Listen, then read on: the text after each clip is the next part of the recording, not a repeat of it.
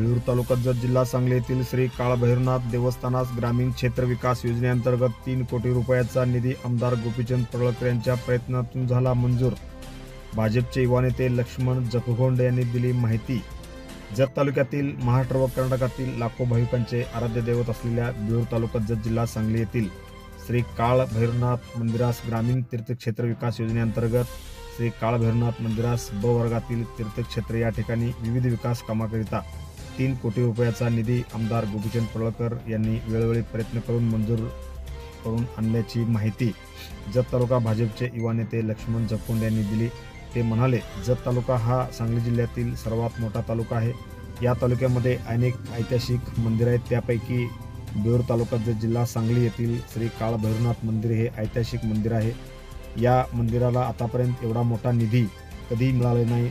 आम्ही वारंवार राज्य सरकारकडे बिळूर येथील श्री काळभैरवनाथ मंदिर ग्रामीण तीर्थ विकास योजनेतून निधी द्यावा यासाठी पाठपुरावा केला होता। यासाठी आमचे बिळूर येथील माजी जिल्हा परिषद सदस्य रामण्णा जीवानवर, बसू जाबगोंड, बसू धोडमाळ, सोमनिंग मुडेगोळ, कुरुबसू कायपुरे, युवा नेते लक्ष्मण जखगोंड याबाबत आमदार गोपीचंद पडळकर यांच्याकडे मुंबई येथे जेवून वारंवार पाठपुरावा केला होता।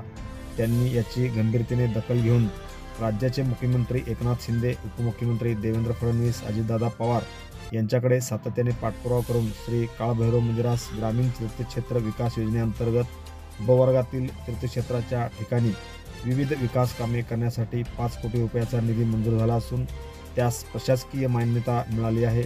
यामध्ये देवस्थान परिसरातील अन्नछत्र बांधणे, भक्तनिवास, शौचालय युनिट, संरक्षण भिंत व रस्ते करणे, भक्तनिवास व अंतर्गत रस्ते करणे या कामासाठी निधी वापरण्यात येणार असून त्यामुळे या देवस्थानचा संपूर्ण विकास होणार असून आमदार गोपीचंद पडळकर यांच्या प्रयत्नाने हा निधी आला असून त्यांचे आम्ही संपूर्ण गावकऱ्यांच्या वतीने अभिनंदन करत असल्याची माहिती जत तालुका युवा नेते लक्ष्मण जखगोंड यांनी दिली।